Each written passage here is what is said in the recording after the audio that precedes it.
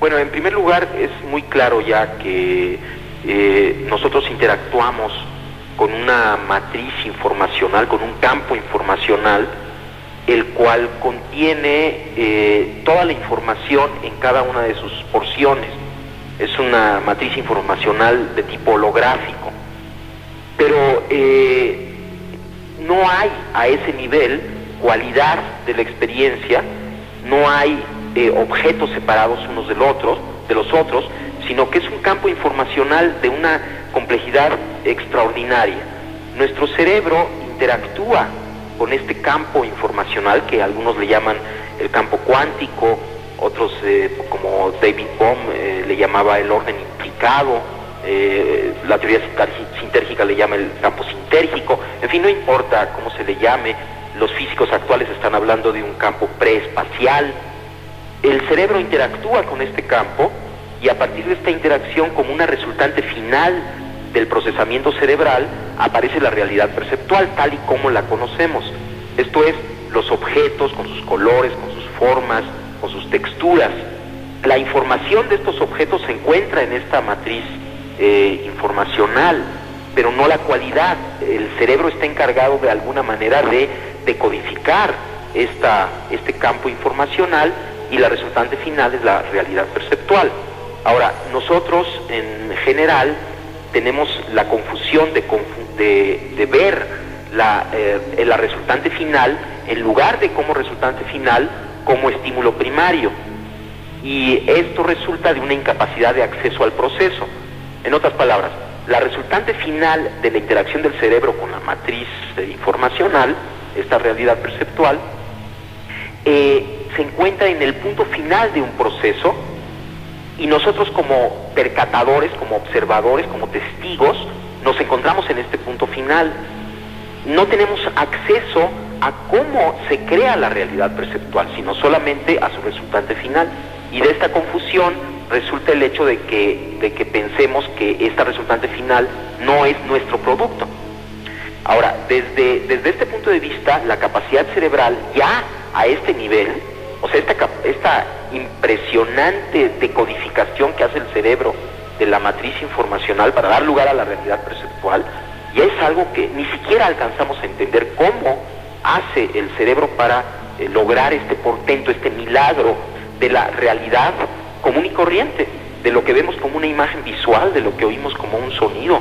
Son tantas las operaciones cerebrales que se requieren para lograr este verdadero milagro que es la realidad cotidiana, que yo ya desde ahí me atrevería a decir que estamos ante un mecanismo, el cerebro humano, con capacidades prácticamente ilimitadas.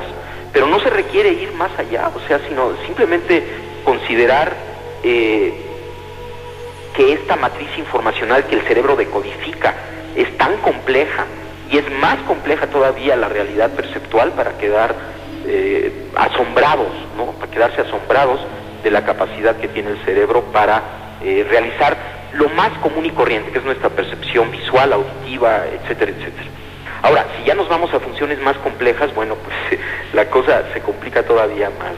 De tal forma que sí, desde un punto de vista fisiológico, no alcanzamos ni siquiera a entender cómo hace el sistema para funcionar en la manera cotidiana en la que lo hace, de tal forma que atreverse a decir que hay un límite para este funcionamiento, yo pienso que es demasiado atrevimiento. Decía antes que el cerebro, al interactuar con este campo informacional preespacial, como resultante final, crea la realidad perceptual. Ahora, lo que yo he pensado es que esta realidad que se crea, que es el producto final de un proceso cerebral, una vez creada, tiene una existencia real.